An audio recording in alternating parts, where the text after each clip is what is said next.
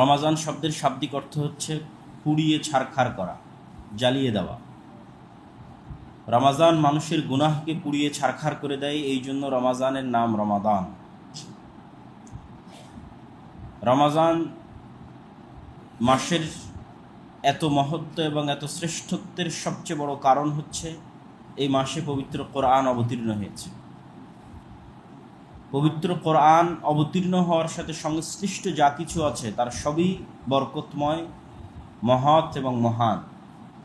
শুধু রমাজান মাস নয়, যে রাতে পবিত্র কোরআন অবতীর্ণ হয়েছে সেই রাতের কথা আল্লাহ সুবহানাহু ওয়া তাআলা বলেন, ইন্না আনজালনাহু ফি লাইলাতিল কদর, আমি কোরআনকে অবতীর্ণ করেছি লাইলাতুল কদর। তোমরা কি জানো লাইলাতুল কদর কি? লাইলাতুল কদরি খায়রুম মিন আলফি শাহর, লাইলাতুল কদর হাজার মাসের সমান তা নয়, বরং হাজার মাসের চেয়ে শ্রেষ্ঠ। কত শ্রেষ্ঠ তা আল্লাহ সুবহানাহু ওয়া তাআলা ভালো জানেন। সম্মানিত উপস্থিতি, যেই রাতে পবিত্র কোরআন অবতীর্ণ হয়েছে সেই রাত যদি এত শ্রেষ্ঠ, এত মহৎ হয়, যেই মাসে কোরআন অবতীর্ণ হয়েছে সেই মাস যদি এত মহৎ এবং এত শ্রেষ্ঠ হয়, তাহলে যেই কিতাব অবতীর্ণ হওয়ার কারণে এগুলো এতটা বরকতমণ্ডিত, সেই কিতাব কত শ্রেষ্ঠ এবং কত মহান। আমাদের নবী মুহাম্মদ সাল্লাল্লাহু আলাইহি ওয়াসাল্লামের শ্রেষ্ঠত্বের অন্যতম একটি কারণ তার উপর পবিত্র কোরআন অবতীর্ণ হয়েছে। জিবরাইল আলাইহিস সালাতু ওয়াস সালামের শ্রেষ্ঠত্বের অন্যতম একটি কারণ তিনি পবিত্র কোরআনের ধারক এবং বাহক, যা তিনি বহন করে আমাদের নবী মুহাম্মদ সাল্লাল্লাহু আলাইহি ওয়াসাল্লাম পর্যন্ত পৌঁছে দিয়েছেন। উম্মতে মুহাম্মাদির অন্য সকল উম্মতের মধ্যে শ্রেষ্ঠ হওয়ার অন্যতম কারণ হচ্ছে উম্মতে মুহাম্মাদি পবিত্র কোরআন পেয়েছে। বা আরও যদি স্পষ্ট করে বলি যে বানু ইসরাইলেরা সূরা ফাতিহা পড়ার সুযোগ পায়নি। ঈসা আলাইহিস সালাতু ওয়াস সালামের কওম সূরাতুল ফাতিহা, সূরাতুল বাকারা, সূরাতুল ইখলাস পড়ার সুযোগ পায়নি, কিন্তু উম্মতে মুহাম্মাদি সূরা ফাতিহা পেয়েছে, সূরা বাকারা পেয়েছে, সূরা ইখলাস পেয়েছে। এগুলো পাওয়ার কারণেই তারা শ্রেষ্ঠ। যদিও তাদের হায়াত তাদের পূর্বে চলে যাওয়া মানুষদের চাইতে কম, যারা রাসূলুল্লাহ সাল্লাল্লাহু আলাইহি ওয়াসাল্লাম উল্লেখ করেছে, অথচ পূর্বে যারা চলে গেছে তাদের হায়াত অনেক বেশি, সুতরাং তাদের আমলও অনেক বেশি হওয়ার কথা। তারপরেও তাদের চেয়ে উম্মতে মুহাম্মাদি শ্রেষ্ঠ, কারণ উম্মতে মুহাম্মাদির আমলের সব দিকেই তো পবিত্র কোরআন সম্পৃক্ত। সালাত আদায় করবেন, কোরআন তেলাওয়াত ছাড়া সালাত আদায় বাতিল। তো কোরআন তেলাওয়াতের বড় অংশ হচ্ছে সূরা ফাতিহা। যে সালাতে কোরআন নাই ওই সালাতই বাতিল। মূলত মাসলা হচ্ছে সালাতে কোরআন পড়তেই হবে। তো কোরআন পড়তে গিয়ে এক নাম্বার সূরা ফাতিহা। সূরা ফাতিহা পড়ার পর আর কিছু, যে সালাতে কোরআন নাই ওই সালাতই বাতিল। তাহলে তো আপনার ইবাদতই শুরু হচ্ছে কোরআন দিয়ে।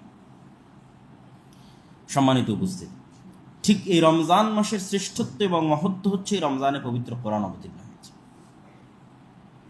রমজানের শ্রেষ্ঠত্ব এবং মহত্ব বর্ণনা করতে গিয়ে সংক্ষিপ্ত দু একটি হাদিস যদি আপনাদের সামনে তুলে ধরি। রাসূলুল্লাহ সাল্লাল্লাহু আলাইহি ওয়াসাল্লাম বলেন, ইযা দাখালা রমাদান ফুতিহাত আবওয়াবুস সামা, যখন রমজান মাস প্রবেশ করে তখন আসমানের দরজাগুলো খুলে দেওয়া হয়। তো আসমানের দরজা খুলে দেওয়া এই বিষয়টা আপনার কাছে হয়তো ধর্তব্য নয়, কিন্তু আপনি যদি একটু চিন্তা করেন, একটু কল্পনা করেন যে আসমানের দরজা খুলে দেওয়া বিষয়টা কত বড়, তাহলে আপনি বুঝতে পারবেন। বর্তমান পৃথিবীতেও মানুষকে প্রতীকী সম্মান জানানো হয়। হ্যাঁ, প্রতীকী সম্মানের কিছু শিরক, কিছু বেদাত, কিন্তু তারপরও প্রতীকী হিসেবে সম্মান জানানোর ধরন আছে। কোথাও পুষ্পস্তবক, ফুল অর্পণের মাধ্যমে সম্মান জানাচ্ছে, কোথাও লাল গালিচা দিয়ে সংবর্ধনা দিচ্ছে, কোথাও গার্ড অফ অনার দিয়ে সংবর্ধনা দিচ্ছে, কোথাও তোপ বিস্ফোরণের মাধ্যমে 21 তোপের সালামি, 7 তোপের সালামি দিয়ে সম্মান দিচ্ছে। তাহলে পৃথিবীতে প্রতীকী সম্মান জানানোর বহু ধরন প্রচলিত আছে। তো আল্লাহ সুবহানাহু ওয়া তাআলা রমজানের আগমনে রমজানের প্রতীকী সম্মান, আসমানের দরজা খুলে দেওয়ার মাধ্যমে রমজান মাসের প্রতীকী সম্মান জানানো হচ্ছে। তো আসমান আল্লাহ সুবহানাহু ওয়া তাআলার বিশাল সৃষ্টি, আল্লাহ কি দিয়ে রমজানকে সম্মান জানাবে? আসমান আল্লাহর বিশাল সৃষ্টি, ছোটোখাটো কোনো সৃষ্টি না। আমরা যে পৃথিবীতে বসবাস করি, এই পৃথিবীর যে আসমান, আসসামা দুনিয়া, নিচের আসমান, এখন পর্যন্ত বিজ্ঞানীরা মহাশূন্যের উপর গবেষণা করে এই আসমানের সীমা নির্ধারণ করতে পারেনি। সীমা নির্ধারণ বহু দূরের কথা, তারা কতটুকু আবিষ্কার করেছে এটাও তারা জানে না। তাহলে নিচের আসমানের এই মহাশূন্য যদি এত বিশাল হয়, তাহলে আসমান কত বিশাল, অন্য আসমানগুলো কত বিশাল।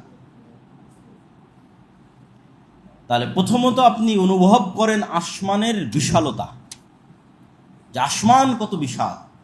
দ্বিতীয়ত আপনি অনুভব করেন অবশ্যই আল্লাহ সুবহানাহু ওয়া তাআলার প্রত্যেকটা কাজের ম্যানেজমেন্ট সিস্টেম অতি সূক্ষ্ম। তার একটা ছোট্ট উদাহরণ হচ্ছে, একজন ফেরেশতা একটা শিঙ্গা বা একটা বাঁশি যেটাতে ফু দিবে, সেটা মুখে নিয়ে দাঁড়িয়ে আছে, শুধু একটা কাজ করবে। আল্লাহ সুবহানাহু ওয়া তাআলা বলবে ফু দাও, ফু দিবে। ওই একটা কাজের জন্য কত লক্ষ কত কোটি বছর থেকে দাঁড়িয়ে আছে, আর কত লক্ষ কত কোটি বছর দাঁড়িয়ে থাকবে। তার আল্লাহ সুবহানাহু ওয়া তাআলার প্রতিটা কাজের ম্যানেজমেন্ট সিস্টেম এতটা সূক্ষ্ম। তো আসমানের দরজা আছে এবং সেই দরজা দিয়ে প্রবেশ করা যায়, তার অসংখ্য দলিল কোরআন এবং হাদিসে আছে। মানুষের শরীরের মধ্যে রূহ দেওয়া হবে, তার জন্য নির্ধারিত ফেরেশতা, নির্ধারিত সময়। রূহ কবজ করা হবে, তার জন্য নির্ধারিত ফেরেশতা, নির্ধারিত সময়। সিস্টেম আছে, ওই সিস্টেম অনুযায়ী তারা রূহ কবজ করে, ওই সিস্টেম অনুযায়ী নিয়ে যায়, ওই সিস্টেম অনুযায়ী রূহ দেয়। খামখেয়ালি পোনা করে আল্লাহ সুবহানাহু ওয়া তাআলার এই বিশাল রাজত্বে আসমান এবং জমিনে কোনো কিছু চলে না, সব কিছু প্রিপ্ল্যান্ড এবং সুচারুরূপে বাস্তবায়ন হয়। তো আসমানের দরজা আছে। আপনি মেরাজের ঘটনা পড়ে দেখেন, রাসূলুল্লাহ সাল্লাল্লাহু আলাইহি ওয়াসাল্লামকে যখন জিবরাইল আলাইহিস সালাতু ওয়াস সালাম মেরাজে নিয়ে যাচ্ছেন, তখন আসমানের দরজা বন্ধ। জিবরাইলকে জিজ্ঞেস করা হচ্ছে, আপনি কে? তো আমি জিবরাইল, আপনার সাথে কেউ? আমার মাক, আপনার সাথে কে? তো মোহাম্মদকে কি আনার অনুমতি দেওয়া হয়েছে? তো বলে হ্যাঁ, অনুমতি দেওয়া হয়েছে। তখন দরজা খুলে দেওয়া হচ্ছে। তাহলে প্রতিবার যখন জিবরাইল নিচে নেমে আসে, তখন অনুমতি নিয়ে, দারোয়ানের কাছ থেকে অনুমতি নিয়ে গেট খুলে নিচে নামতে হয়। আবার যখন উপরে উঠে, তখন দারোয়ানের থেকে অনুমতি নিয়ে গেট খুলে উপরে উঠতে হয়। তাহলে আল্লাহ সুবহানাহু ওয়া তাআলার পরিচালনা সিস্টেম অতি সূক্ষ্ম। অতএব আসমানের দরজা থাকবে, এটা স্বাভাবিক, এবং আসমানের দরজা ব্যবহার হয়, এটাও স্বাভাবিক। তো আল্লাহ সুবহানাহু ওয়া তাআলা এই বিশাল সৃষ্টির এই বিশাল দরজা পুরো 30 দিনের জন্য উন্মুক্ত রাখবেন রমজান মাসের সম্মানে। বলেন আল্লাহু আকবার। যাতে পুরো প্রকৃতি বুঝে যে হ্যাঁ, একটা বরকতময় মাস প্রবেশ করতেছে। ওয়া ফুতিহাত আবওয়াবুল জান্নাহ, জান্নাত সৃষ্টি অবস্থায় আছে, জাহান্নাম সৃষ্টি অবস্থায় আছে। মুহাম্মদ সাল্লাল্লাহু আলাইহি ওয়াসাল্লাম মেরাজের রাতে নিজে জান্নাত এবং জাহান্নাম দেখেছেন, এবং জান্নাতের দরজা আছে। কোন দরজা দিয়ে কে প্রবেশ করবে তার সিস্টেম আছে। জান্নাতের স্তরভেদ আছে, সুযোগ সুবিধা এবং ফ্যাসিলিটির পার্থক্য আছে। এগুলো প্রত্যেকটা আল্লাহ সুবহানাহু ওয়া তাআলার সুচারু ম্যানেজমেন্ট সিস্টেম। যেমন আপনাদের বেতনের গ্রেড আছে, ঠিক তেমন জান্নাতেরও গ্রেড আছে, এবং জান্নাতের ওই গ্রেড এবং ওই স্তরগুলো দরজার ভিত্তিতে নির্ধারিত হয়। তাহলে আল্লাহ সুবহানাহু ওয়া তাআলার এক বিশাল সৃষ্টি জান্নাত, আল্লাহ সুবহানাহু ওয়া তাআলার এক বিশাল সৃষ্টি জাহান্নাম। তো আল্লাহ রমজানকে প্রতীকী সম্মান জানাবে। দুনিয়ার মানুষ কেউ ফুল দিয়ে, কেউ গার্ড অফ অনার দিয়ে সম্মান জানাচ্ছে। এবার রমজান আসবে, তো রমজানকে সম্মান জানানো হবে। তার জন্য এই আসমান এবং জমিনের বিশাল বিশাল সৃষ্টিকে কাজে লাগানো হচ্ছে সম্মান জানাতে। একটাও ছোটোখাটো কোনো সৃষ্টি নয়, বিশাল বিশাল সৃষ্টি। একটা সৃষ্টি আসমান, একটা সৃষ্টি জান্নাত, একটা সৃষ্টি জাহান্নাম। এই বিশাল বিশাল সৃষ্টিগুলোকে আল্লাহ সুবহানাহু ওয়া তাআলা প্রতীকী সম্মান জানানোর জন্য কাজে লাগাবেন। তো তার একটা কি? ফুতিহাত আবওয়াবুল জান্নাহ, আল্লাহর বিশাল সৃষ্টি জান্নাতের সকল দরজা এই 30 দিনের জন্য খোলা থাকবে। ওয়া গুল্লিকাত আবওয়াবুন নার, আল্লাহ সুবহানাহু ওয়া তাআলার সবচেয়ে ভয়ঙ্কর সৃষ্টি জাহান্নাম। এই ভয়ঙ্কর সৃষ্টি জাহান্নামের দরজা রমজানের সম্মানে প্রতীকীভাবে 30 দিন বন্ধ রাখা হবে। ওয়া সুলসিলাতিশ শায়াতিন, শয়তানকে শৃঙ্খলাবদ্ধ করা হবে। সম্মানিত উপস্থিতি, আল্লাহ সুবহানাহু ওয়া তাআলা রমজানকে সম্মান জানাতে কোনো কমতি রাখেননি। তার সৃষ্টি জগতের বিশাল বিশাল সৃষ্টির মাধ্যমে তিনি রমজানের সম্মান দেওয়ার চেষ্টা করেছেন। যাতে পুরো প্রকৃতি, পুরো পৃথিবীর মানুষ এই রমাজানকে মূল্যায়ন করার জন্য উদ্বুদ্ধ হয়, আগ্রহী হয়। রমাজানের সবচেয়ে বড় ফজিলত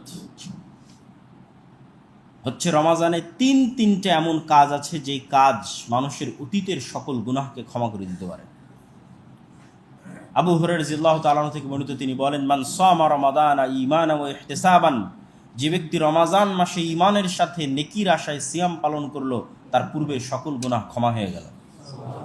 মান কামা রমাদানা ঈমানান ওয়া ইহতিসাবান, যে ব্যক্তি রমাজান মাসে ঈমানের সাথে নেকির আশায় তারাবির সালাত আদায় করলো, তার পূর্বের সকল গুনাহ ক্ষমা হয়ে গেল। মান কামা লাইলাতুল কদরি ঈমানান ওয়া ইহতিসাবান, যে ব্যক্তি রমাজান মাসে লাইলাতুল কদর পেল এবং লাইলাতুল কদর জাগ্রত করার চেষ্টা করলো, তার পূর্বের সকল গুনাহ ক্ষমা হয়ে গেল। তাহলে একই রমাজানে আমরা তিনটে এমন ইবাদতের সুযোগ পাচ্ছি যার প্রত্যেকটার বিনিময় পূর্বের সকল গুনাহ ক্ষমা হয়ে যাওয়া। 1 রমাজানে সিয়াম পালন করা, 2 রমাজানে তারাবির সালাত আদায় করা, 3 রমাজানে লাইলাতুল কদরকে অনুসন্ধান করা, লাইলাতুল কদরের ইবাদত করা। 30 দিনে এমন 3টা আমল আমাদের সামনে আছে যা অতীতের সকল গুনাহকে ক্ষমা করে দিতে পারে। তবে হ্যাঁ, প্রত্যেকটার সাথে 2টা শর্ত যুক্ত করা আছে। নেকির আশা ঈমানের সাথে। নেকির আশা কি? নেকির আশার দ্বারা নিয়তের বিশুদ্ধতা উদ্দেশ্য। আপনারা সকলেই অবগত আছেন যে ইন্নামাল আমালু বিন্নিয়াত, ইসলামে আমলের কবুলিয়ত নির্ভরই করে আমি কি উদ্দেশ্যে আমলটা করছি। শুধু তাই নয়, নিয়তের ত্রুটির কারণে সৎ আমল দিয়ে মানুষ জাহান্নামে যাবে, সৎ আমলের কারণে জাহান্নামে যাবে। সেই বিখ্যাত হাদিস আপনাদের জানা আছে, যেখানে আলেমকে জাহান্নামে নিক্ষেপ করা হবে, শহীদকে জাহান্নামে নিক্ষেপ করা হবে, দানবীরকে জাহান্নামে নিক্ষেপ করা হবে, না চুরি করার অপরাধে, না ডাকাতি করার অপরাধে, না জেনা করার অপরাধে, জিহাদ করে শহীদ হওয়ার অপরাধে, আল্লাহর রাস্তায় দান করার অপরাধে, আলেম হয়ে আল্লাহর রাস্তায় দাওয়াত করার অপরাধে জাহান্নামে নিক্ষেপ করা হবে। মানে এই 3 শ্রেণীর মানুষকে চুরি, ডাকাতি, জেনার অপরাধে আল্লাহ জাহান্নামে দিচ্ছে না, সে আল্লাহর রাস্তায় জিহাদ করে শহীদ হয়েছে এই অপরাধে জাহান্নামে যাচ্ছে, সে আল্লাহর রাস্তায় দান করেছে এই অপরাধে জাহান্নামে যাচ্ছে, সে আল্লাহর রাস্তায় জ্ঞান অর্জন করেছে, জ্ঞান অর্জন করে জ্ঞান শিখেছে এই অপরাধে জাহান্নামে যাচ্ছে। কেন? এই প্রত্যেকটা ভালো কাজে তাদের নিয়ত বিশুদ্ধ ছিল না। নিয়ত ছিল দুনিয়ার মানুষকে দেখানো, দুনিয়ার সম্মান কুড়ানো, দুনিয়াতে ভোট অর্জন করা, দুনিয়াতে মানুষের ভালোবাসা অর্জন করা, এক কথায় আল্লাহর সন্তুষ্টি উদ্দেশ্য ছিল না। তাহলে আল্লাহর সন্তুষ্টি ছাড়া যদি অন্য কোনো উদ্দেশ্যে কোনো কাজ করা হয়, সেটা যদি সৎ আমলও হয়, তাহলে সেই ভালো কাজটা জাহান্নামে যাওয়ার কারণ হয়।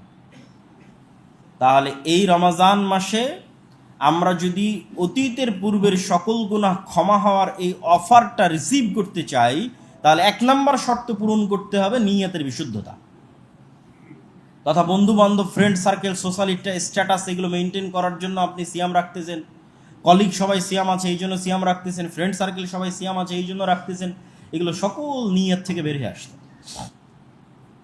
সবাই ইফতার দিচ্ছে এই জন্য আপনি ইফতার দিচ্ছেন, এগুলো সব থেকে বের হয়ে আসতে। শুধুমাত্র আল্লাহর সন্তুষ্টির জন্য, আল্লাহর নৈকট্য অর্জনের জন্য আপনি সিয়াম পালন করতেছেন এবং রমাজানকে মূল্যায়ন করতেছেন, তবেই ইন্নামাল আমাল বিন্নিয়াত এই অফার রিসিভ করার যোগ্য বলে আপনি বিবেচিত হবেন। 2 নম্বর শর্ত হচ্ছে ঈমানান, ঈমানের সাথে। এত বিশাল অফার আল্লাহ সুবহানাহু ওয়া তাআলা দিবেন, অতীতের সকল গুনাহ ক্ষমা করে দেওয়া হবে, শর্ত দেওয়া হয়েছে 2টা। একটা নিয়ত বিশুদ্ধ থাকতে হবে, 2 ঈমানের সাথে হতে হবে। ঈমানের সাথে মানে কি? রাসূলুল্লাহ সাল্লাল্লাহু আলাইহি ওয়াসাল্লাম বলেন, লা ইয়াজনি যানি হিনা ইয়াজনি ওয়া হুয়া মুমিন, লা ইয়াসরিকু সারিক হিনা ইয়াসরিক ওয়া হুয়া মুমিন। যখন কোনো জেনাকারী জেনায় লিপ্ত হয়, তখন জেনা করা অবস্থায় সে মুমিন থাকে না। লা ইয়াসরিকু সারিক হিনা ইয়াসরিক ওয়া হুয়া মুমিন। যখন কোনো চোর চুরি করে, চুরি করা অবস্থায় সে মুমিন থাকে না।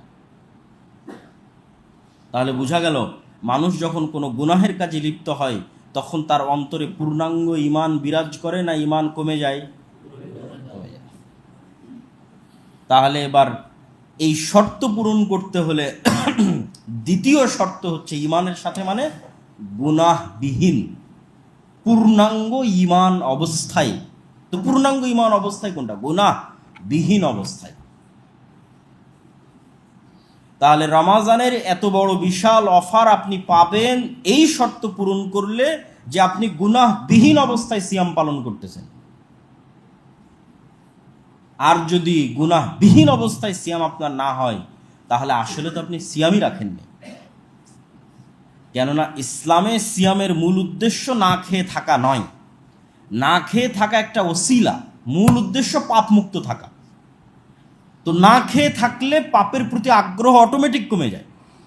ইবনুল কাইয়িম রাহিমাহুল্লাহ বলছেন, মানুষ যখন পেট পূর্ণ করে খাদ্য গ্রহণ করে, অতিরিক্ত খায় এবং অতিরিক্ত ঘুমায়, তখন ওই শরীরের মধ্যে শয়তানের বাসা বাঁধা পৃথিবীর সবচেয়ে সহজ কাজ। আর যখন সিয়াম রাখে, তখন কোষগুলো সংকুচিত হয় এবং শয়তানের প্রবেশ কঠিন হয়ে যায়। তাহলে মূল লক্ষ্য আপনাকে গুনাহ মুক্ত রাখা। তো গুনাহ মুক্ত রাখার একটা বড় ওসিলা হচ্ছে সিয়াম রাখা, মানে না খেয়ে থাকা।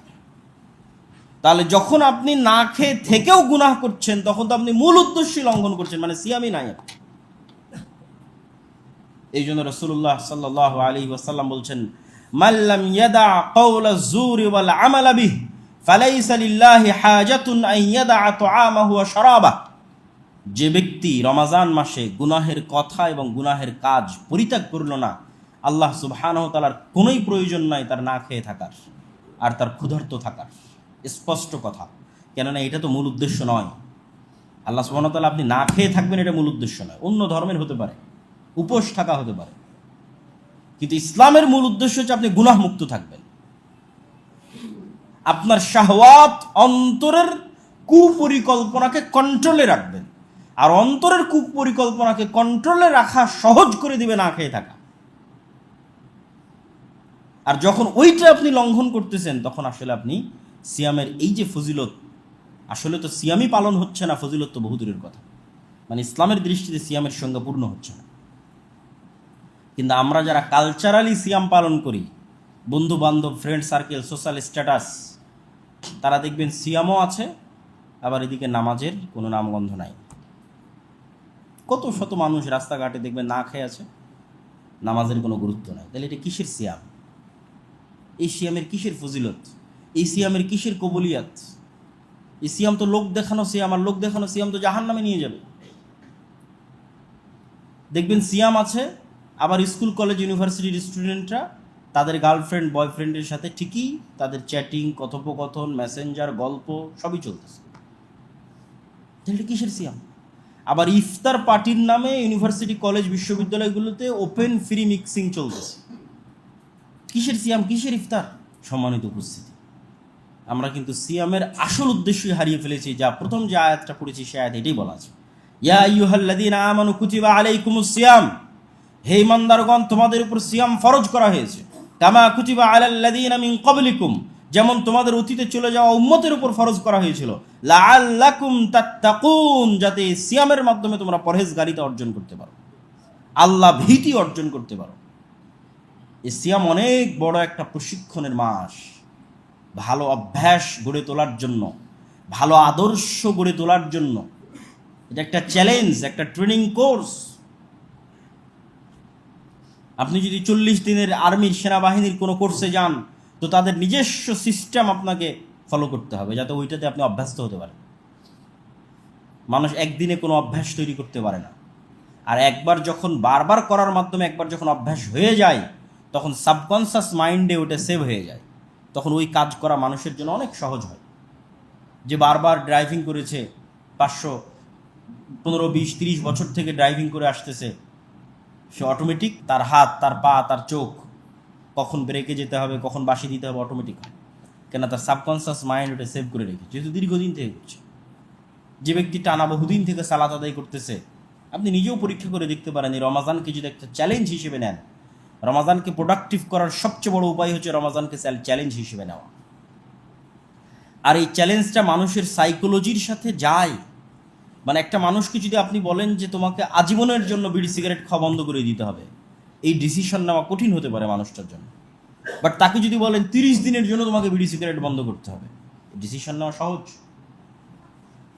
আজীবনের জন্য তোমাকে 5 ওয়াক্ত সালাত আজকে থেকেই ধরতে হবে, এইটা সিদ্ধান্ত নিয়ে কাজ করা অনেকের জন্য কঠিন হতে পারে। কিন্তু বলেন অন্তত এই 30 দিন তুমি 1 ওয়াক্ত সালাত জামাতে মিস দিবা না, এটা সহজ। নিজের ব্রেনকে বোঝানোও সহজ, কাজ করাও সহজ। তো যখনই আপনি একটা কাজ কন্টিনিউয়াসলি করবেন তখন আপনার সাবকনসিয়াস মাইন্ডে ওটা সেভ হবে। আপনি দেখবেন যে 30 দিন যদি আপনি 5 ওয়াক্ত সালাত জামাতে আদায় করেন, দেখবেন প্রতিদিন যে সময় ঘুম থেকে উঠতেন সাহারিতে, পরের দিন অটোমেটিক ওই সময় ঘুম থেকে উঠে গেছে। কেন? আপনার সাবকনসিয়াস মাইন্ড আপনাকে জাগিয়ে দিয়েছে, কেন সেভ করে ফেলেছে যে আপনি প্রতিদিন এই সময় উঠেন। তখন প্রত্যেক সালাতের সময় অটোমেটিক আপনার ব্রেন আপনাকে স্মরণ করিয়ে দিবে যখন সালাতের সময়। এবং ওই রকম একটা অভ্যাস একবার তৈরি হয়ে গেলে দেখবেন সালাত মিস দিলে মনে হবে না জানি কি কিছু একটা ছুটে গেছে, কিছু একটা যেন আদায় করি। আর যখন ওই অভ্যাস তৈরি হয় না তখন তো আপনার মাথায় কাজ করে না যে 5 ওয়াক্ত সালাতের সময় কখন পার হয়ে গেল। এই জন্য অভ্যাস তৈরি করাটা খুবই জরুরি এবং খুবই গুরুত্বপূর্ণ। এই জন্য সকল ভালো অভ্যাস তৈরি করার একটা সুবর্ণ সুযোগ হচ্ছে রমাজানের 30 দিন। আর এটা আরও কেন সুবর্ণ সুযোগ? এটা মানুষের ব্রেন এবং মানুষের সাইকোলজি সহজে অ্যাকসেপ্ট করতে পারে। আমি তো আর তাকে বলতেছি না, আমি তো আমার মনকে বলতেছি না যে তোমাকে আজীবনের জন্য এটা করতে হচ্ছে। আমি বলতেছি 30 দিনের জন্য তুমি এই চ্যালেঞ্জটা অ্যাকসেপ্ট করো, যে তুমি একটা কোর্সে ভর্তি হচ্ছ, এই কোর্সে 30 দিন ফুল ইসলাম তোমাকে পালন করতে হবে, নো কম্প্রোমাইজ। এবং 30 দিনের জন্য দুনিয়াবি সকল ব্যস্ততা কমিয়ে দাও এবং এটাকে চ্যালেঞ্জ হিসেবে নাও যে আমি এই 30 দিনে কিছু ভালো অভ্যাস গড়ে তুলব। তার মধ্যে 1 নম্বর অভ্যাস হবে 5 ওয়াক্ত সালাত জামাতে আদায় করা। 2 নম্বর অভ্যাস হবে গুনাহ মুক্ত থাকা। বেশি দিন তো না, 30 দিন গুনাহ মুক্ত থাকো। 30 দিনের জন্য চোখের যে জেনা, অন্তরের জেনা, এই সকল জেনা থেকে দূরে থাকার চেষ্টা করো। 30 দিন চ্যালেঞ্জ হিসেবে গ্রহণ করো, যে শয়তানের বিরুদ্ধে যুদ্ধ। এবং একবার যদি আমরা এটার স্বাদ আস্বাদন করতে পারি, তাহলে এই অভ্যাসই একবার যদি আমরা পুরো রমজানের এই 30 দিন প্রোডাক্টিভ ওয়েতে, ঠিক যেভাবে রাসূলুল্লাহ সাল্লাল্লাহু আলাইহি ওয়াসাল্লাম পার করতো, যার একটা সংক্ষিপ্ত রুটিন আজকে আমরা আপনাদের সামনে তুলে ধরবো বক্তব্যের শেষের দিকে, ওইভাবে যদি আমরা একটা রমজান পার করতে পারি, তাহলে এই একটা রমজান আমাদের জন্য ওই আয়াতের শেষ বাক্যটা পূরণ করে দিবে, লাআল্লাকুম তাত্তাকুন, যে রমজান তোমাদের উপর ফরজ করে যেন তোমরা পরহেজগারিতা অর্জন করতে পারো। এবং আমরা অর্জন করতে পারবো। কিন্তু আমরা যেইভাবে কালচারালি, সোশ্যালি, সামাজিক স্ট্যাটাস রক্ষার জন্য যেভাবে আমরা রমজানটা পার করি, এটা আসলে কোনো রমজান নয়, এটা কোনো সিয়াম নয়। আর ওই যে অফার আল্লাহ সুবহানাহু ওয়া তাআলা দিয়েছে, সেটা অ্যাকসেপ্ট করার কোনো যোগ্যতাই তখন আমাদের মধ্যে থাকবে না। কেন? আমি তো গুনাহ মুক্ত রমজান পার করছি না। সালাত আদায় করছি না মানে গুনাহ মুক্ত পার করছি না। দাড়ি কাটতেছি মানে গুনাহ মুক্ত রমজান পার করতেছি না। বিড়ি সিগারেট খাচ্ছি সন্ধ্যার পরে মানে গুনাহ মুক্ত রমজান পার করতেছি না। শুধু নাম কাস্তে না খেয়ে থাকাই হচ্ছে। অবৈধ সম্পর্ক রক্ষা করতেছি, মোবাইলে অশ্লীল দৃশ্য দেখতেছি মানে গুনাহ মুক্ত রমজান পার করতেছি না। সুতরাং আমি তো আসলে সিয়াম রাখছি না। অফার তো বহু দূরের কথা, পূর্বের সকল গুনাহ ক্ষমা হওয়ার অফার তো বহু দূরের কথা। সম্মানিত উপস্থিতি, তাহলে রমজানকে আমাদের একটা ট্রেনিং কোর্স হিসেবে নিয়ে আমাদের সাইকোলজিকে বুঝাতে হবে এটা আমাদের একটা যুদ্ধ, এবং শয়তানের বিরুদ্ধে এই যুদ্ধে আমরা পুরো রমজানের 30 দিন কিছু ভালো অভ্যাস গঠন করার চ্যালেঞ্জ দিব এবং পুরো রমজানকে রাসূলুল্লাহ সাল্লাল্লাহু আলাইহি ওয়াসাল্লামের দেখানো পথ পদ্ধতি অনুযায়ী চলার চেষ্টা করব। বলেন ইনশাআল্লাহ। রমজান মাসের আরও কিছু গুরুত্বপূর্ণ ফজিলত হয়তো বলতে ছুটে গেছে, দুই একটা আমি আরও উল্লেখ করি। যেমন রাসূলুল্লাহ সাল্লাল্লাহু আলাইহি ওয়াসাল্লাম বলেন, as-salatul khams wal jum'a ila al-jum'a wa ramadan ila ramadan mukaffiratun lima bainahunna idha ijtanaba al-kaba'ir। এক রমজান থেকে আরেক রমজান কেউ যদি এক রমজান ভালোভাবে পালন করে এবং দ্বিতীয় রমজানও ভালোভাবে পালন করে, তাহলে এই 2 রমজানের মধ্যে পুরো বছরের সকল গুনাহ আল্লাহ সুবহানাহু ওয়া তাআলা ক্ষমা করে দেন, যদি কবিরা বড় কোনো গুনাহ না করে থাকে। কবিরা গুনাহের জন্য তওবা জরুরি। আব্দুল্লাহ বিন আব্বাস রাদিয়াল্লাহু তাআলা আনহু বলেন, উমরাতুন ফি রমাদান তা'দিলু হাজ্জাতান। রমজান মাসে উমরা একটা কবুল হজের সমান নেকি। আল্লাহু আকবার। তথা রমজান মাসের সকল আমলের নেকি বাড়িয়ে দেওয়া হয়। এগুলো সব রমজানের সম্মান। রমজান মাসের সকল আমলের নেকি আল্লাহ সুবহানাহু ওয়া তাআলা বাড়িয়ে দেন। একটা উমরা অন্য সময় করবেন কি নেকি, আর একটা উমরা রমজান মাসে করবেন তার কি নেকি। রমজান মাসে আরেকটি গুরুত্বপূর্ণ কাজ হচ্ছে ইতিকাফ। আয়েশা রাদিয়াল্লাহু তাআলা থেকে বর্ণিত, তিনি বলেন, রাসূলুল্লাহ সাল্লাল্লাহু আলাইহি ওয়াসাল্লাম রমজানের শেষ 10 দিন মৃত্যু পর্যন্ত, মানে আজীবন করেছেন, এমনকি মৃত্যু পর্যন্ত, তিনি মৃত্যুর বছরেও তিনি রমজানের শেষ 10 দিন ইতিকাফ করেছেন। ইতিকাফ করার উপকার কি? আপনি যদি মোবাইলে ইন্টারনেট কানেকশন নিয়ে ফেসবুক, ইউটিউব, টুইটার সহ ইতিকাফে বসেন, তাহলে ওটা ইতিকাফ হলো না। কেন? আপনি তো চায়ের স্টলেই আছেন, অনলাইন ভার্চুয়াল চায়ের স্টল। আপনি তো আর চায়ের স্টল থেকে বের হয়ে আসেন, আড্ডা থেকে বের হয়ে আসেন, আড্ডাতেই আছেন। তাহলে আজকের যুগে প্রকৃত ইতিকাফ মানে ভার্চুয়ালি ডিসকানেক্টেড অবস্থায় ইতিকাফ, তাহলে প্রকৃত ইতিকাফ। কেন একজন ব্যক্তি যখন আজ থেকে 50-500 বছর, 1000 বছর, 1400 বছর আগে যখন ইতিকাফে গেছে, কেন অপ্রয়োজনীয় কথা ও কাজ থেকে দূরে রেখে নিজেকে আল্লাহর ইবাদতে সীমাবদ্ধ রাখার জন্য সে ইতিকাফে গেছে। তো এখনকার সব অপ্রয়োজনীয় কথা ও কাজ তো অনলাইনে হয়। তাহলে সেটার থেকে ডিসকানেক্টেড অবস্থায় যখন আপনি 10 দিন থাকবেন, এবং এটাও সাইকোলজিকে বোঝানো সহজ যে 10টা দিন আমি ডিটক্স করি, এটাও বিজ্ঞানীরাও বলে যে কিছুদিনের জন্য সকল কানেকশন থেকে দূরে থাকা, ডিটক্স করা নিজের মন, নিজের শরীর, নিজের ব্রেন, সকল কিছুর জন্য উপকারী। থাকলামই তো ব্যস্ত আজীবন, সারা জীবন, 10টা দিন কি আর লস হবে? তো 10 দিনের জন্য যদি আপনি দুনিয়া থেকে ডিসকানেক্টেড অবস্থায় আল্লাহর ঘরে বসেন, তাহলে এটার কি উপকারিতা সেটা আপনি তখন বুঝতে পারবেন। সবচেয়ে বড় উপকারিতা হচ্ছে লাইলাতুল কদর খুঁজে পেতে সুবিধা হয়। আরেকটি কাজ রাসূলুল্লাহ সাল্লাল্লাহু আলাইহি ওয়াসাল্লাম রমজান মাসে সবচেয়ে বেশি করতেন। আব্দুল্লাহ বিন আব্বাস রাদিয়াল্লাহু তাআলা বলেন, তিনি বলেন, রাসূলুল্লাহ সাল্লাল্লাহু আলাইহি ওয়াসাল্লাম বলেন, কানা রাসূলুল্লাহ সাল্লাল্লাহু আলাইহি ওয়াসাল্লাম আজওয়াদুন নাস, এমনিতেই আল্লাহর নবী সবচেয়ে বেশি দানশীল, এমনিতেই তিনি সবচেয়ে বেশি দানশীল। ওয়া কানা আজওয়াদ মা ইয়াকুনু ফি রমাজান, আর রমজানে সবচেয়ে বেশি দান করতেন, পূর্ব দিকের বাতাসের চাইতে বেশি দান করতেন। দান করলে উপকার কি? দান করলে দুটো উপকার। দান করলে 1 নম্বর উপকার হচ্ছে তাজকিয়াতুন নাফস হয়, মানুষের অন্তর বিশুদ্ধ হয়। কিভাবে বিশুদ্ধ হয়? আর এক মানুষের প্রতি সহমর্মী দান করবে কোথায়? দান তো আর আল্লাহর কাছে যায় না। দানের টাকা কি আল্লাহর কাছে যায়? আল্লাহর কাছে যায়। আর একটা গরিব, দুঃখী, অসহায়, এতিম, মিসকিন, তাদেরকেই তো দান করবে। তো যখন অসহায় আত্মীয় স্বজন, গরিব, দুঃখী, এতিম, মিসকিনের প্রতি দান করবে এবং তার অন্তরের বিরুদ্ধে গিয়ে পকেট থেকে টাকা বের করে তাদের দিবে, তখন যে তার অন্তরের দুঃখী এবং সহমর্মী হওয়ার যে ফিলিংস, এটা তার অন্তরকে হিংসা মুক্ত করবে, অহংকার মুক্ত করবে। আর মানুষকে কষ্টে দেখার পরেও সহযোগিতা করছে না, অহংকারী, ও তো অন্তরের রোগে আক্রান্ত। তাহলে মানুষ যখন তার পকেট থেকে টাকা বের করে খরচ করে, তখন সে তাজকিয়াতুন নাফস অর্জন করে, তার অন্তর বিশুদ্ধ হয়। দ্বিতীয় আর একটা যে বড় কাজ হবে, সেটি হচ্ছে কিয়ামতের মাঠে আমরা তো কোনো ইবাদতের ক্ষেত্রে গ্যারেন্টি দিতে পারি না যে এই ইবাদত আমি পূর্ণাঙ্গ শতভাগ বিশুদ্ধ করেছি। 2 রাকাত সালাত আদায় করতে গেলেও গোটা দুনিয়ার চিন্তা আমাদের মাথায় চলে আসে। তাহলে কেমনে গ্যারেন্টি দিয়ে বলবো যে 2 রাকাত সালাত আমি, আমার সারা জীবনে 2টা রাকাত সালাত আমি নিশ্চিত করে বলতে পারি যে পরিপূর্ণ আদায় করেছি? এটা মানুষ বলতে পারে না। একদিকে মানুষের ইবাদতের কমতি, আর একদিকে মানুষের গুনাহের পাল্লা। একদিকে আমার উপর 5 ওয়াক্ত সালাত ফরজ আছে, সেটাই আমি ঠিক মতো আদায় করতে পারি। রমজানের সিয়াম ফরজ আছে, সেটাই ঠিক মতো আদায় করতে পারেন, মানে সেগুলোর তো না আদায় করতে পারারও গুনাহ আছে। পূর্ণাঙ্গ করে নেকি অর্জন করা তো বহু দূরের কথা। একদিকে ইবাদতের কমতি আছে, আর একদিকে গুনাহ আছে। কখন কাকে গালি দিয়েছি, হিংসা করেছি, বিদ্বেষ করেছি, কার সম্পত্তি নিয়ে নিয়েছি, কারো বিরুদ্ধে গীবত করেছি, অসংখ্য গুনাহ। এই সব পাওনাদারেরা যখন কিয়ামতের মাঠে উপস্থিত হবে, তখন আপনার এই দানগুলো কিয়ামতের মাঠে কাজে দিবে। সবচেয়ে শক্তিশালী ইবাদত হিসেবে কিয়ামতের মাঠে আপনার পাশে দাঁড়াবে আপনার দান। এই দান যেমন আপনার ইবাদতের কমতিকে পূর্ণ করবে, আপনার গুনাহকেও মিটিয়ে দিবে, তথা যত রকমের ল্যাকিংস মানুষ তার জীবনে সংঘটিত করেছে, প্রত্যেকটা ল্যাকিংসকে দূর করে দিবে তার অর্থনৈতিক ইবাদত। বলেন আল্লাহু আকবার। এই জন্য রমজান মাসে রাসূলুল্লাহ সাল্লাল্লাহু আলাইহি ওয়াসাল্লাম বেশি দান করতেন, এবং আমাদেরকেও এটিকে ছোটোখাটো এবং হালকা হিসেবে নেওয়ার সুযোগ নাই। কেননা আল্লাহ এত দানের কথা বলে আল্লাহর কোনো উপকার আছে নাকি? আল্লাহর নবীর কোনো উপকার আছে নাকি এত দানের কথা বলে? টাকাগুলোকে আল্লাহর নবীর কাছে যায় না। সমাজের মানুষের উপকার, অসহায় গরিব মিসকিনের উপকার। সম্মানিত উপস্থিতি, রমজান মাসে একটা সুন্দর রুটিন যদি আমরা তৈরি করতে চাই যে আমরা রমজান মাসে কিভাবে আমাদের আসলে কাটানো উচিত, তাহলে একটা সুন্দর রুটিন আমি আজকে আপনাদের সামনে তুলে ধরি। 1 নাম্বার হচ্ছে সাহারি। রাসূলুল্লাহ সাল্লাল্লাহু আলাইহি ওয়াসাল্লামের সুন্নাত, তার আদেশ, তাসাহারু ফাইন্না ফিস সুহুরি বারাকা। সাহারি করো, সাহারিতে বরকত আছে। আর সাহারি করলেই আপনার জন্য ফজরের সালাতে জামাতে যাওয়া সহজ হয়। আর আপনি সাহারিতে ঘুম থেকে উঠবেন না, না বিনা সাহারি করে একটু পানি মুখে দিয়ে ঘুমিয়ে থেকে গেলেন, তাহলে আপনি একদিকে বরকত বঞ্চিত হচ্ছেন, আর একদিকে আপনার জন্য সালাত আদায় করা কঠিন হয়ে যাবে। অতএব সাহারিতে উঠা রাসূল সাল্লাল্লাহু আলাইহি ওয়াসাল্লামের এই আদেশ আমাদের বাস্তবায়ন করতে হবে। সাহারিতে উঠাকে কালচার বানিয়ে ফেলতে হবে, সংস্কৃতি বানিয়ে ফেলতে হবে। আশেপাশের প্রতিবেশীকে উঠাতে হবে, নিজে উঠাবেন, আত্মীয় স্বজনকে উঠাবেন, সাহারিতে রান্না করবেন আনন্দের সাথে।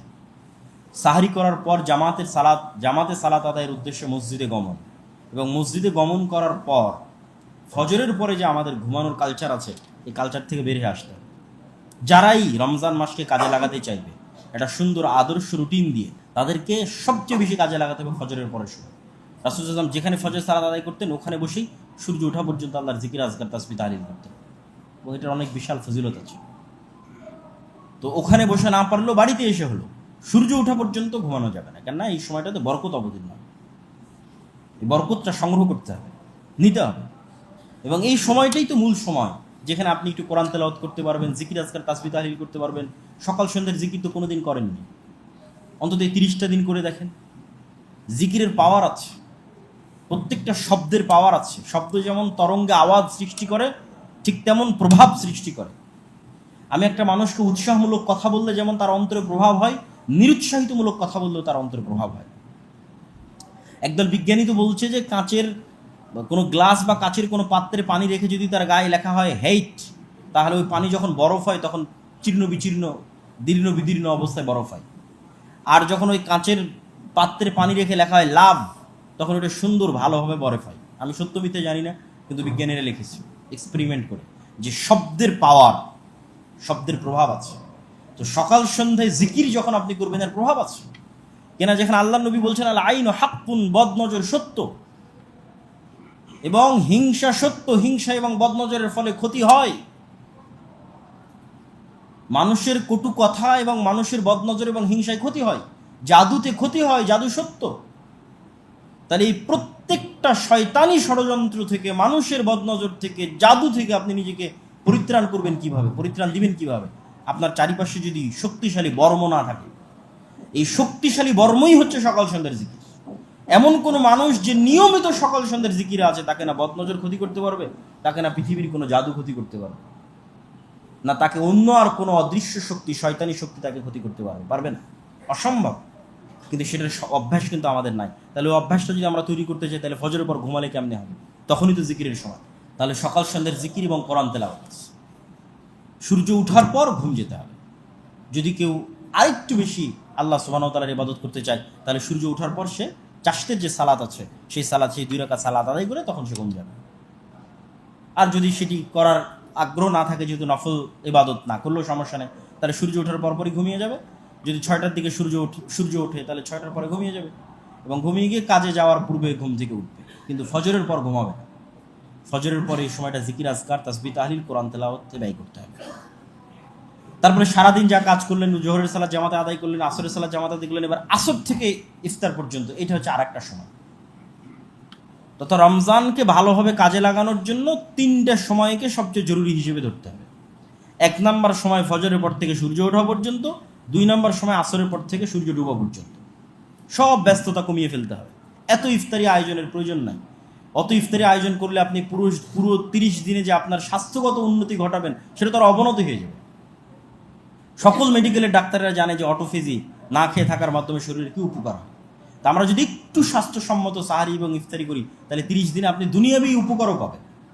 আপনার ডায়াবেটিস হোক আর কোলেস্ট্রল হোক আর যত রকমের সমস্যা থাকুক, ফ্যাটি লিভার হোক, সব সমস্যার একটা বড় সমাধান আপনি বলতে পারবেন যে এই 30 দিনে আমি অর্জন করতে পারি, যদি নিয়ত থাকে, চেষ্টা থাকে। তাহলে আসর থেকে সন্ধ্যা পর্যন্ত এই সময়টাকে কাজে লাগাতে হবে, ব্যস্ততা কমিয়ে আনতে হবে।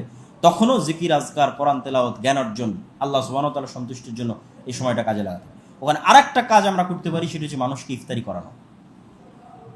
রাসূলুল্লাহ সাল্লাল্লাহু আলাইহি ওয়াসাল্লামকে জিজ্ঞেস করা হলো, আইয়ুল ইসলামি খায়র, ইসলামের সর্বোত্তম কাজ কোনটা? আল্লাহ নবী বললেন, ইসলামের সর্বোত্তম কাজ হচ্ছে তুতিউমুত তাআম, মানুষকে খাওয়ানো। বলেন আল্লাহু আকবার। ইসলামের সর্বোত্তম কাজ, ওই যে বললাম, মানুষকে খাওয়ালে আপনার অন্তর বিশুদ্ধ হবে। আপনি আর একটা মানুষের হাতে যখন খাবার তুলে দিবেন, আপনার অন্তরে যে সহমর্মিতা তৈরি হবে, যে হিংসা মুক্ত ভাব তৈরি হবে, যে অহংকার মুক্ত ভাব তৈরি হবে, এটি আপনাকে তাজকিয়াতুন নাফস দিবে। আর যদি অসহায় দরিদ্র মানুষদের খাওয়ানোর অভ্যাস আপনার না থাকে, অন্তর শক্ত হয়ে যাবে, আপনার অন্তর বিশুদ্ধ হবে না, হিংসুটে অহংকারী হবে। বিভিন্ন অন্তরকে নরম করার জন্য মানুষকে খাওয়াতে হবে। আর যে ব্যক্তি কোনো সায়েমকে খাওয়াবে, ইফতার করাবে, সে ওই সিয়াম পালনকারীর নেকিও সে পাবে। রাসূলুল্লাহ সাল্লাল্লাহু আলাইহি ওয়াসাল্লামের হাদিস। ইফতারের পরে আমরা জামাতের সাথে মাগরিবের সালাত আদায় করলাম। মাগরিবের সালাতের পরে তারপরে এশার সালাত আদায় করলাম। এশার সালাত আদায় করার পর 2 ধরনের মানুষের জন্য 2 ধরনের পরামর্শ। যার রাতে উঠে অভ্যাস আছে, তাহাজ্জুদের সালাত আদায় করে অভ্যাস আছে, এবং যার নিজের উপর কনফিডেন্স আছে যে সে তাহাজ্জুদের সালাতে উঠতে পারবে, সে জামাতের সাথে এশার সালাত আদায় করে বাড়িতে গিয়ে ঘুমিয়ে যাবে। বাড়িতে গিয়ে ঘুমিয়ে গিয়ে যেহেতু তার কনফিডেন্স আছে এবং অভ্যাস আছে এবং পারবে, তাহলে সে সাহারির আরও 1-2 ঘন্টা আগে উঠে তার তাহাজ্জুদ বা তার তারাবি একই সালাত, সেই সালাত আদায় শুরু করবে। নির্জনে একাই অন্ধকারে আল্লাহ সুবহানাহু ওয়া তাআলাকে ডাকা শিখতে হবে। দোয়া না করা অহংকার। আর আপনি যখন রাতের শেষাংশে উঠে আল্লাহ সুবহানাহু ওয়া তাআলার কাছে দোয়া করবেন, আপনার অন্তর নরম হবে। ইন্নী যালামতু নাফসি যুলমান কাসীরা, আপনি তো কখনো আপনার রূহকে সময় দেননি, দুনিয়ার ব্যস্ততায় কখনো সময় দেননি। ওই রাতের শেষাংশে যখন একাই আল্লাহ সুবহানাহু ওয়া তাআলার সামনে কথা বলবেন, তখন দেখবেন অন্তর নরম হয়ে আপনার চোখ দিয়ে পানি পড়ছে। তখন মূলত আপনি আপনার রূহকে সময় দিচ্ছেন। ওইটা একটা অনেক পারফেক্ট, আপনার লাইফের অনেক গুরুত্বপূর্ণ একটা সময়, যেখানে আপনি আল্লাহকে বলতে পারেন, হে আল্লাহ, তোমার রহমত থেকে তুমি আমাকে দূরে করিও না, তোমার অভিশপ্ত বান্দাদের আমাকে অন্তর্ভুক্ত করিও না, আমাকে সালাত আদায় করার তৌফিক দিও, তোমার রহমত এবং তোমার নিকটে থাকার আমাকে তৌফিক দিও, তোমার রহমতের দুয়ার থেকে আমাকে বঞ্চিত করিও না। এই যে দোয়াগুলো যখন আপনি আল্লাহ সুবহানাহু ওয়া তাআলার কাছে করবেন, তখন আপনার অন্তর নরম হবে। আর যার এই অভ্যাস নাই অথবা কনফিডেন্স নাই যে সে রাতে উঠতে পারবে, সে অবশ্যই জামাতের সাথে তারাবির সালাত আদায় করবে, যাতে অন্তত তারাবির সালাত আদায় করার যে নেকিটা আছে সেই নেকিটা সে অর্জন করতে পারে। সম্মানিত উপস্থিতি, তাহলে আমরা কি বললাম? রমাজানকে ভালোভাবে কাজে লাগাতে হলে 3টে সময়কে কাজে লাগাতে হবে। ফজরের পর ঘুমানো যাবে না, ফজর থেকে সূর্য ওঠা পর্যন্ত, আসর থেকে সূর্য ডোবা পর্যন্ত, এবং রাতের শেষ অংশ যদি পারা যায় চেষ্টা করতে হবে রাতের শেষ অংশে একাকি উঠে তারাবি এবং তাহাজ্জুদ যেটি বলেন একই সালাত আদায় করার মাধ্যমে আল্লাহ সুবহানাহু ওয়া তাআলার নিকটে দোয়া করা। আল্লাহ সুবহানাহু ওয়া তাআলা আমাদের সকলকেই তৌফিক দান করুক, আল্লাহুম্মা আমিন। এবার রমাজানের সবচেয়ে জরুরি এবং বড় কাজ কোনটা, এটা বলে আমার বক্তব্য শেষ করব। রমজানের সবচেয়ে জরুরি এবং সবচেয়ে বড় কাজ বক্তব্যের শুরুতেই আপনারা বুঝে নিয়েছেন কি সেটি? শাহরু রমাদান আল্লাযী উনজিলা ফীহিল কুরআন। রমজানের এত নেকি এত ফজিলত কিসের কারণে? কোরআনের কারণে। তা আপনার যদি পুরো জীবন পার হয়ে যায় কোরআন না শিখেন, কোরআন না পড়েন, তাহলে আপনি কিসের মুসলমান? SSC, HSC, honours, masters, PhD, ব্যবসা বাণিজ্য, বিয়ে শাদী, ছেলে মেয়ে সবার পিছনে সময় দেওয়ার আপনার সময় আছে, কিন্তু কোরআন শিখার আপনার কাছে সময় নেই। তাহলে এর চেয়ে হতভাগা মুসলমান আর কি হতে পারে? যে আল্লাহ সুবহানাহু ওয়া তাআলার কালাম হচ্ছে কোরআন, আল্লাহর সৃষ্টি নয়, আল্লাহর সিফাত, আল্লাহর গুণ হচ্ছে কোরআন, আল্লাহর নবীর স্থায়ী মুজিজা, চিরন্তন মুজিজা। মুসা আলাইহিস সালাম চলে গেছেন, তার মুজিজাও চলে গেছে, তার লাঠিও চলে গেছে, তার পাথরও চলে গেছে। আমাদের নবী চলে গেছে 1400 বছর, কিন্তু তার মুজিজা এখনো আছে। এবং এই উম্মতের ভাগ্য কোরআনের সাথে কানেক্টেড। ইয়ারফাউ বিহাযাল কিতাবি আকওয়ামান ওয়া ইয়াদউ বিহি আখারিন। এই উম্মতে মুসলিমার নিকটে তার পরিবারে, সমাজে, রাষ্ট্রে কোরআনের মূল্য যেমন থাকবে, পৃথিবীতে এদের উন্নতি অগ্রগতি তেমন থাকবে। তো আমাদের কাছে কোরআনের মূল্য কেমন? রোহিঙ্গাদের মূল্য মায়ানমারের কাছে যেমন, আর ফিলিস্তিনিদের মূল্য ইসরায়েলের কাছে যেমন, ওইটা আমাদের ভাগ্য, তাকদীর। কারণ আমাদের সমাজে, রাষ্ট্রে কোরআনের মূল্য তেমন। আর আবু বকর, ওমর, ওসমান, আলী, খালিদ বিন ওলীদ, আমর ইবনে আল আস, তাদের মূল্য পৃথিবীতে কেমন? যে তাদের নাম শুনলে রোমান এবং পারস্য এম্পায়ার কেঁপে উঠত, ধূলিসাৎ হয়ে গেছে মাটির নিচে। কেন? ওদের বাড়িতে, ওদের পরিবারে, ওদের সমাজে, ওদের অন্তরে কোরআনের ওই রকম মূল্য ছিল। এটা আল্লাহ নবীর হাদিসের আমি অনুবাদ করছি। তাহলে আমাদের জাতিগত ভাগ্য নির্ভর করছে কোরআনের সাথে। আর এই রমাজান মাসে কোরআন অবতীর্ণ হয়েছে। রমজানের এত ফজিলত, এত বরকত, লাইলাতুল কদরের এত ফজিলত, এত বরকত, সব কোরআনের কারণে। অতএব রমজানের সবচেয়ে জরুরি যে কাজটা আমাদের করতেই হবে, সেটা হচ্ছে যে কোরআন জানে না তাকে কোরআন শিখতে হবে, আর যে কোরআন জানে তাকে কোরআন পড়তে হবে, আর যে কোরআন জানে এবং পড়তে পারে তাকে কোরআন বুঝতে হবে, তথা নিজেকে এক ধাপ এগিয়ে নিয়ে যেতে হবে। আমি জানি না, আমি শিখবো। আমি জানি, তাহলে বুঝার চেষ্টা করব। কোরআন এমনি পড়তে পারি কিন্তু বুঝি না, এই রমজানে বুঝার চেষ্টা করতে হবে। সম্মানিত উপস্থিতি, আলহামদুলিল্লাহ, আজকে আমরা আপনাদের কাছে এতটুকু ঘোষণা দিতে চাই যে আমাদের এই দাওয়া সেন্টার থেকে আমরা রমজান মাসব্যাপী কয়েকটি কোর্স আমরা চালু করতেছি, এবং আজকে থেকে আপনারা ভর্তি হতে পারবেন আমাদের রিসিপশনে খোঁজ নেওয়ার মাধ্যমে। একটা হচ্ছে কোরআন শিক্ষা কোর্স, আর আরেকটা হচ্ছে আরবি শিক্ষা কোর্স, এবং ছেলে মেয়ে উভয়ের জন্য, এবং মেয়েদের জন্য সম্পূর্ণ ভিন্ন মহিলা শিক্ষিকা, পুরুষ শিক্ষক নয়, বরং মহিলা শিক্ষিকার মাধ্যমেই কোরআন শিক্ষার ব্যবস্থা আমরা করেছি, এবং পুরুষদের জন্য পুরুষ শিক্ষকের মাধ্যমে কোরআন শিক্ষার ব্যবস্থা আমরা করেছি পুরো রমজান মাসে। এখানে আয়োজন হবে, সময়সহ বিস্তারিত তথ্য আপনারা রিসিপশনে জেনে নেবেন। আর হয়তো ন্যূনতম একটা ভর্তির সিস্টেম করা আছে, সেটিও আপনারা অবগত হবেন। পাশাপাশি আমরা পুরো রমজান মাসে এখানে ইফতারির আয়োজন করতে চাই, এবং সালাতুত তারাবিহ, রাতের সালাত বিশুদ্ধ কোরআন তেলাওয়াতের মাধ্যমে সুন্নাত পদ্ধতিতে আদায়ের ব্যবস্থা করতে চাই। এবং রমজানের প্রতিদিন যদি, যে আজকে এইজন, আর একদিন এইজন, এইভাবে যদি আপনারা এখানে ইফতারির আয়োজনে শরিক হন, তো সেটাও আপনাদের ইচ্ছা, আপনাদের স্বাধীনতা। আপনারা এটিও আমাদের রিসিপশনে যাওয়ার সময় লিখিয়ে দিতে পারেন যে আপনারা অমুক দিন ইফতারি করাবেন। যেহেতু আমরা প্রতিদিন এখানে ইফতারের আয়োজন রাখবো, তাহলে যেই দিন কেউ আগ্রহ হলে তিনি এখানে ইফতারির আয়োজনের দায়িত্ব নিতে পারবেন। পুরো রমজান মাস আমরা চাই যে অন্তত এই দাওয়া সেন্টার এবং এর আশেপাশে যারা ঢাকার মানুষজন কানেক্টেড থাকেন, তারা যেন অন্তত এই দাওয়া সেন্টারের ওসিলায় জ্ঞানের সাথে সম্পৃক্ত থেকে, ইবাদতের সাথে সম্পৃক্ত থেকে আমাদের এই পুরো রমজান মাসটা যেন আমরা কাটাতে পারি। আল্লাহ সুবহানাহু ওয়া তাআলা আমাদের সেই তৌফিক দান করুক। আল্লাহ।